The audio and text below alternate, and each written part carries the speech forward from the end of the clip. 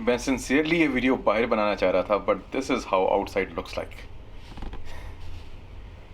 Heavy rain. So we are back inside. अस्सलाम वालेकुम और welcome back to orange shots. बाहर का मंजर तो मैंने आपको दिखा दिया है, so we have to stick inside for today's video. तो जनाब, ज़माना है सन 2000 का. विंडोज़ और ब्लैकबेरी स्मार्टफोन मार्केट पर छाए हुए हैं. वो लोग जो कि ब्लैकबेरी इस्तेमाल करना नहीं चाहते, उनके लिए वाहिद हल या तो ये है कि वो विंडोज़ पॉकेट पीसी इस्तेमाल करें और या फिर पाम ओएस इस्तेमाल करें. विंडोज़ और ब्लैकबेरी की बुलंदी का ये सफ़र सन 2007 तक पूरे ज़ोर और शोर से जारी रहता है, जब स्टीव जॉब्स सन 2007 में स्टेज पर आते हैं और ब्लैकबेरी और विंडोज़ के ख्वाबों को रगेत डालते हैं. An iPod, a phone. Are you getting it? These are not three separate devices. This is one device. IPhone release होता है और तमाम स्मार्टफोन कंपनीज को नोटिस जारी कर देता है, जिसमें अब नोकिया भी शामिल है. लेकिन याद रखिएगा कि किसी भी कंपनी के जवाल में कोई एक अंसर कारगर नहीं होता. There are many things that you have to look for. लेकिन एक अहम चीज हमेशा ये होती है कि वो कंपनी अपने आप को वक्त के साथ नहीं बदलती. माइक्रोसॉफ्ट के सीईओ स्टीव बामर आईफोन की रिलीज के बाद कुछ इस किस्म के ख्यालात का इजहार करते हैं. $500 fully subsidized with a plan? I said, that is the most expensive phone in the world, and it doesn't appeal to business customers because it doesn't have a keyboard, which makes it not a very good email machine. मेरा नाम है जाहिद निसार, आप लोग देख रहे हैं orange shots, और आज मैं आपको विंडोज़ मोबाइल के जवाल की दास्तान सुनाऊंगा. So let's start. 2000 के अवाइल में विंडोज़ पॉकेट पीसी का स्मार्टफोन मार्केट में शेयर तकरीबन 30% के आसपास था. Connected, expandable, versatile, easy. Introducing the next generation of handheld devices designed to put the power of the PC in your pocket. तमाम बड़े प्लेयर्स जिनमें LG, Samsung, HTC, Dell, HP शामिल हैं, वो सब के सब विंडोज़ पॉकेट पीसी के ऊपर अपने स्मार्टफोन्स को बनाते थे. पहले इस ऑपरेटिंग सिस्टम का नाम पॉकेट पीसी था, बाद में इसे तब्दील करके विंडोज़ मोबाइल कर दिया गया और आखिर में इसे तब्दील करके विनफो यानी कि विंडोज़ फ़ोन का नाम दे दिया गया. सन 2000 से लेकर सन 2007 तक बड़ी बड़ी ऑपरेटिंग सॉफ्टवेयर बनाने वाली कंपनीज के फलसफे में बुनियादी फ़र्क था. Windows was just a software company. ये सिर्फ और सिर्फ सॉफ्टवेयर बनाती थी और ये दूसरे मैन्युफैक्चरर्स को देती थी और वो इसके ऊपर फ़ोन बनाते थे. On the other hand, blackberry एक ऐसी कंपनी थी जो कि अपना सॉफ्टवेयर और हार्डवेयर दोनों की दोनों चीज़ें खुद बनाती थी. इन एन एसेंस ब्लैकबेरी आज के एप्पल की तरह थी और विंडोज़ आजकल के एंड्रॉयड की तरह थी. तीसरी कंपनी जो कि उस ज़माने में काफ़ी मशहूर थी but at a very less scale than both of these companies, that was Palm. वो अपना छोटा सा एक अलग बिजनेस चला रही थी, सॉफ्टवेयर का और हार्डवेयर का. चौथी कंपनी जिसका मैं जिक्र यहाँ पे करना चाहूँगा, that would be Nokia. Nokia को कौन नहीं जानता? I think everyone knows Nokia. Nokia initially सिर्फ और सिर्फ फीचर फोन्स बनाती थी, call, SMS, done. Aahista Aahista Nokia ने कंज्यूमर स्मार्टफोन्स बनाना शुरू किए. They were really not very smart but we can call them consumer smartphones. और सन 2007 तक पहुंचते पहुंचते नोकिया अच्छे खासे कंज्यूमर स्मार्टफोन्स बनाती थी सिम्बियन प्लेटफॉर्म को यूज़ करते हुए. इन चारों कंपनीज के इस छोटे से तारुफ के बाद let's rewind the clock a little and let's talk about the year 2000. सन 2000 के शुरू में माइक्रोसॉफ्ट विंडोज़ पॉकेट पीसी मुतारिफ कराता है. इट इज़ कहना चाहिए कि a small miniature sibling of its full blown software on the computers. ये छोटे छोटे कंप्यूटर्स पर काम कर सकता है. बड़े बड़े जो प्रोग्राम्स हैं उनके मिनिएचर वर्जन्स छोटे छोटे कंप्यूटर्स पर रन कर सकता है.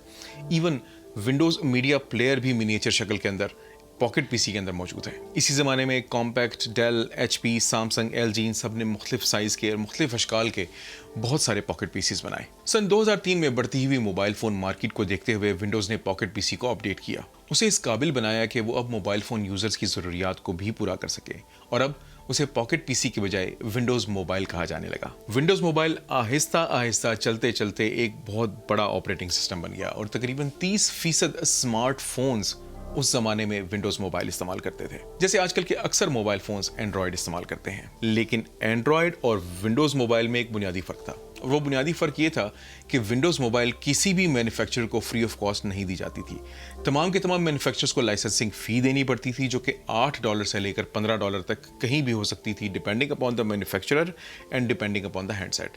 जबकि एंड्रॉयड तमाम के तमाम मैन्युफैक्चरर्स को फ्री ऑफ कॉस्ट दिया जाता है. फ़ोन मैन्युफैक्चरर को चार्ज करने की ये पॉलिसी माइक्रोसॉफ्ट को अमीर तो बहुत बना रही थी, लेकिन जल्द ही उनका ये फैसला उनके पांव के ऊपर एक कुल्हाड़ी की मानंद लगने वाला था। सन 2007 तक विंडोज मोबाइल के लिए सब कुछ बहुत अच्छा महसूस हो रहा था। कंपनी वॉज ग्रोइंग, फोन की सेल्स बढ़ती जा रही थी, until Steve Jobs took to the stage and he kind of ruined it all for Windows, BlackBerry and Nokia.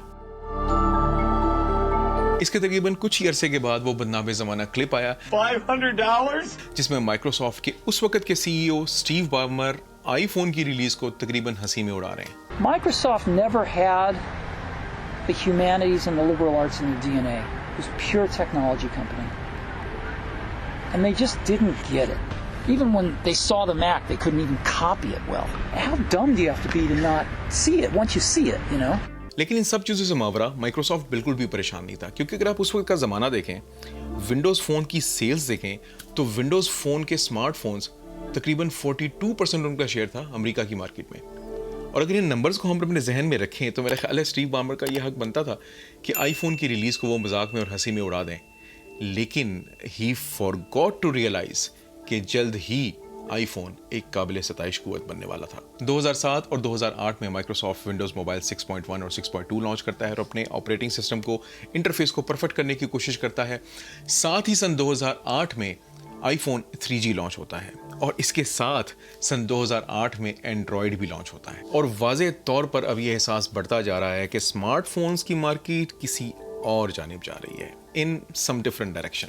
अगर आप 2007 या 2008 के ज़माने में फ़ोन्स रखते रहे हैं और आपके पास आईफोन और विंडोज़ फ़ोन था, आप उन दोनों को साइड बाय साइड रख कर देखें तो आपको फ़ोन की फ़िलॉसफी के अंदर ज़मीन आसमान का फ़र्क महसूस होता है। It's a difference of night and day. 2008 तक पहुंचते पहुंचते अब ये बात अयां होती जा रही है कि माइक्रोसॉफ्ट को कुछ ना कुछ तो करना पड़ेगा। They are not going to survive that way. लेकिन वक्त गुजरता रहा और अब सन 2010 आ चुका है। IPhone is already a big hit. Apple हर साल एक नया मॉडल बनाता है और हर साल एक नया मॉडल लॉन्च करता है। Android is getting very very very popular और बहुत सारे मैन्युफैक्चरर्स एंड्रॉयड को अपना रहे हैं। एंड्रॉयड का प्ले स्टोर, विंडोज का app store, they are becoming rich with the applications. Android की पेनिट्रेशन बढ़ती जा रही है। एंड्रॉयड किसी भी मैन्युफैक्चरर को चार्ज नहीं कर रहा। The operating system is given free of cost. इसका मतलब यह है कि हर प्राइस पॉइंट के ऊपर आपको एक एंड्रॉयड फ़ोन दस्तयाब है और इसका यह भी मतलब है कि हर प्राइस पॉइंट के ऊपर आपको काफ़ी सारे स्मार्टफोन के फीचर्स आराम से मिल जाते हैं, क्योंकि एंड्रॉयड की कोई हार्डवेयर रिक्वायरमेंट्स है नहीं। And with every passing year Apple और एंड्रॉयड अपनी इस गेम को परफेक्ट करते जा रहे हैं, अपने सॉफ्टवेयर को मैच्योर करते जा रहे हैं। एंड्रॉयड और आईफोन इन दोनों की फंक्शनैलिटी दिन ब दिन बढ़ती जा रही है विद एवरी पासिंग डे। 2010 के आखिर में बिलाखिर विंडोज विनफो 7 या विंडोज फोन 7 लॉन्च करता है, बिल्कुल नई शुबाहत और बिल्कुल नए इंटरफेस के साथ। लेकिन अक्सरियत एनालिस्ट का ख्याल यही था कि शायद अब देर थोड़ी ज्यादा हो चुकी है। लेकिन जनाब माइक्रोसॉफ्ट फैसला ये करता है कि वो ना सिर्फ इस काम को जारी रखेंगे बट दे डिसाइड कि वो एप्पल और गूगल को they will take them head on. Apple को फॉलो करते हुए माइक्रोसॉफ्ट ने भी अभी मिनिमम स्पेसिफिकेशन रिक्वायरमेंट्स रखना शुरू कर दिए कि भाई आपके फ़ोन की मिनिमम स्पेसिफिकेशंस ये होंगी तब आप विंडोज़ इस्तेमाल कर सकते हैं, तब आप विंडोज़ फ़ोन 7 इस्तेमाल कर सकते हैं। लेकिन याद रखिएगा विंडोज़ फ़ोन 7 इस्तेमाल करने के लिए हर मैन्युफैक्चरर को पैसे देने पड़ते थे और अब ये फीस $8 से लेकर $10 की बजाय $10 से लेकर $30 तक बढ़ चुकी थी। माइक्रोसॉफ्ट खुद कोई फ़ोन बनाना नहीं चाह रहा था। They were still relying on the third party players to manufacture the phone और इन मैन्युफैक्चरर्स को ना सिर्फ ये फ़ोन मैन्युफैक्चर करने थे, इनको डिज़ाइन करना था, इनको प्रोड्यूस करना था, साथ ही विंडोज़ फ़ोन 7 के इश्तिहार भी चलाने थे और साथ ही साथ उनको माइक्रोसॉफ्ट को लाइसेंसिंग फ़ी भी देनी थी। It all seems a little tough on the manufacturers, right? लेकिन चूंकि माइक्रोसॉफ्ट एक बड़ी कंपनी थी, पीसी की मार्केट माइक्रोसॉफ्ट की गिरफ्त में थी, इसलिए all manufacturers they decide to play along. Android के साथ साथ they keep on releasing Windows phones as well और विंडोज़ फोन्स के नए नए मॉडल मार्केट में आते रहते हैं। लेकिन साथ ही साथ ये बात भी याद रखिएगा कि 2007 से लेकर 2010 तक का ये जो वक्त था, ये माइक्रोसॉफ्ट के लिए थोड़ा सा मुश्किल वक्त था। उनका Windows mobile operating system it was slowly going down. इसके यूज़र्स दिन ब दिन कम होते जा रहे थे। माइक्रोसॉफ्ट का गेमिंग कंसोल एक्सबॉक्स 360 उसके अपने इश्यूज़ थे। विंडोज़ विस्टा जो उन्होंने बड़ी उम्मीद से लॉन्च की थी, it completely failed and people were not taking it very well. तो 2010 में माइक्रोसॉफ्ट ने ये जो विंडोज़ फ़ोन 7 रिलीज़ किया था, ये एक तरीके से उनके लिए एक टेस्ट भी था। वो चाहते थे, दे वर डेस्परेट कि विंडोज़ फ़ोन 7 कामयाब हो और उनको कोई पॉजिटिव न्यूज़ मिले। If this is not as big a success as you hope it will be, what does that mean for Microsoft? Meaning, how much do you rely on this? It's going to be well received, my opinion. We'll see whether that's this big or this big or this big. I don't know yet. People need to get their hands on the phones, see the software, see the whole experience, the way the apps come together. But I'm feeling very good, shall we say. लेकिन सवाल बार बार यही उभर रहा था कि क्या Microsoft ने देर कर दी है? Is it already too late? Don't get me wrong here, but लेकिन मैं आपको एक बात और गोशगुजार कर दूं कि सन 2002 से लेकर सन 2020 तक के तकरीबन तमाम फ्लैगशिप हैंडसेट्स मैंने खुद यूज़ किए हैं. I was crazy about the mobile phones back in the day. And still I am. So I am really a phone geek. और मैं एक बात आपको बड़ा सेफली कह दूं कि जब ये Windows Phone 7 आया था, I used it myself and I really thought कि it is something positive and something good in the right direction. Tiles का interface it was really lovely. मुझे बहुत पसंद था. Simplistic, minimal, खूबसूरत. The handsets were built really nice with vibrant colors. I haven't seen so many vibrant colors in handsets as of yet. The software was really good. It was performing really fast. अगर keyboard की बात करें तो जब ये Windows Phone 7 आया था, at that time when I used that keyboard, I found it better than the Android keyboards and the iPhone keyboards. I can very safely say that they had solid design, they had solid build, everything was good about those phones. Everything was really good about phones. Software और hardware दोनों में से किसी भी चीज़ के ऊपर किसी भी किस्म का समझौता नहीं था. They were really quality phones. लेकिन दो ऐसे बड़े मसाइल थे Windows Phone 7 के साथ के जिनको माइक्रोसॉफ्ट ने कभी हल नहीं किया. एक तो फोन्स मल्टीटास्क नहीं कर सकते थे और दूसरा जैसे गूगल का प्ले स्टोर है, एप्पल का ऐप स्टोर है, इस तरीके से विंडोज़ मोबाइल में और विंडोज़ फोन्स में जो उस वक्त जगह थी जहाँ पे आप अपनी एप्लीकेशंस खरीद सकते थे और डाउनलोड कर सकते थे, that was called as marketplace. Windows phone marketplace, it was really a barren land, बिल्कुल बंजर. आपको नेसेसरी एप्स जैसे कि इंस्टाग्राम और यूट्यूब आपको वहाँ पे वो भी नहीं मिलती थी. Developers were not developing applications for Windows phone 7. आप सोच रहे होंगे कि क्यों? Why were developers not doing that? क्योंकि डेवलपर्स को कोई अपील महसूस नहीं हो रही थी. क्योंकि याद रखिएगा सन 2010 तक पहुँचते पहुँचते एप्पल का iOS और गूगल का एंड्रॉयड, दे वर स्लोली मैच्योरिंग, वो आहिस्ते से मैच्योर होते जा रहे थे. उनका ऐप स्टोर और प्ले स्टोर, उनके अंदर एप्लीकेशंस की तादाद में दिन दुगनी रात चुगनी तरक्की हो रही थी. Users were really gravitated towards both of these platforms.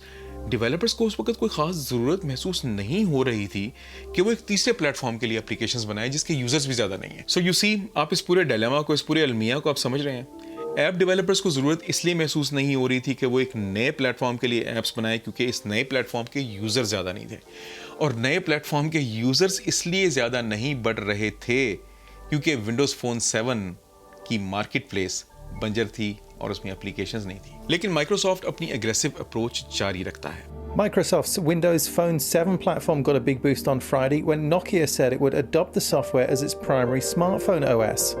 The announcement puts to bed days of speculation about what Nokia would do to catch up with Apple's iPhone and Google's Android. 2011 में Microsoft Nokia के साथ एक strategic partnership करता है. इस partnership का मकसद ये है कि आइंदा नोकिया अपना प्राइमरी सॉफ्टवेयर और ऑपरेटिंग सिस्टम विंडोज़ फ़ोन को बनाएगा. ज़ाहिरी तौर पर ऐसा लग रहा था कि ये मुआहदा विंडोज़ और नोकिया दोनों के लिए फ़ायदेमंद है because both were going in loss.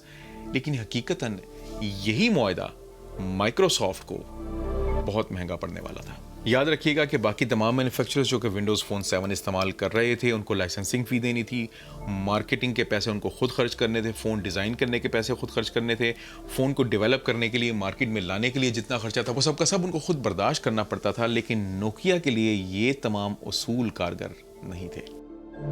Nokia को फीस, लाइसेंसिंग फ़ी जो थी वो अभी भी देनी थी. लेकिन इसके बिल्कुल बरअक्स हर 3 महीने में माइक्रोसॉफ्ट नोकिया को $250 मिलियन पे करता था प्लेटफॉर्म सपोर्ट की मद में.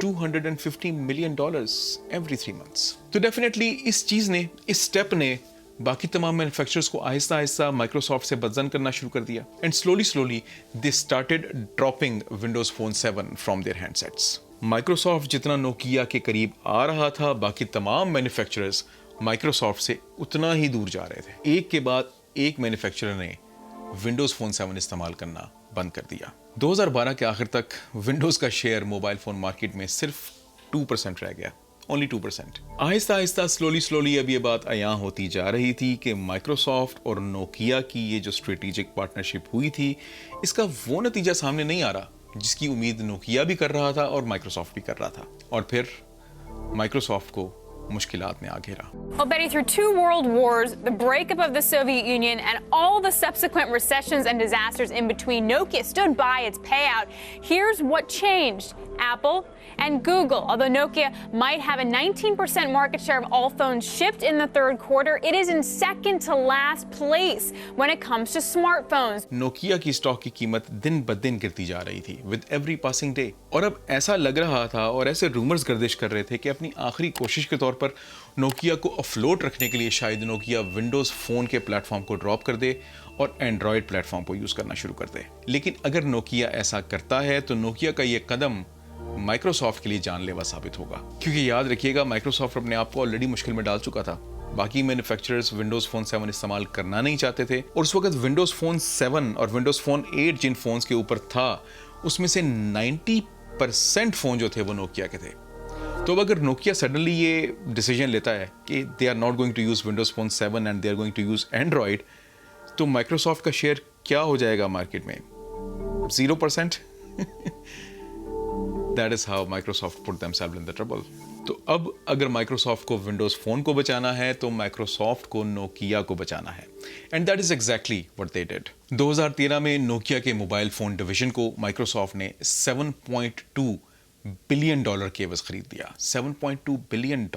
उम्मीद यही थी कि इस खरीदारी के बाद शायद विंडोज फोन जो है एज ऑपरेटिंग सिस्टम कामयाब हो जाए, शायद, लेकिन ऐसा नहीं हुआ, क्योंकि सन 2013 तक पहुंचते पहुंचते देर बहुत हो चुकी थी। एप्पल को मार्केट में आए हुए 6 साल गुजर चुके थे, उनके 6 मॉडल्स आ चुके थे। एंड्रॉयड सन 2008 में मार्केट में आया था, उनको 5 साल हो चुके थे, बट एंड्रॉयड से मार्केट फ्लड हुई हुई थी।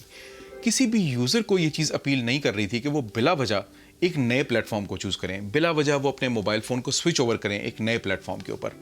App developers were not interested in developing anything for Windows phones. Users were not interested, app developers were not interested, simply market was not interested. With hindsight, are there things I'd do differently? Of course. Like what? Come on, Charlie, I probably would have started us doing hardware earlier so that we could have been more effective in the phone business. Yeah. I mean, this is kind of like an IQ test. Should Microsoft have a position in the phone business? Yes. इस कहानी का अंजाम कुछ अच्छा नहीं हुआ। अपनी आखिरी कोशिश के तौर पर सन 2015 में माइक्रोसॉफ्ट ने विंडोज मोबाइल 15 लॉन्च किया, और सन 2015 तक पहुंचते पहुंचते विंडोज फोन्स और विंडोज मोबाइल का मार्केट में शेयर 1% रह गया था, just 1%. The 2 most profitable companies. We were the number 1 most profitable company in our business for a long time. Right. 2 guys have passed us, and they both did it by making phones, Apple and Samsung. Do I wish we had done that sooner? Of course I do. Then why didn't you? When the name of your company is Microsoft and your formula works, our formula was working.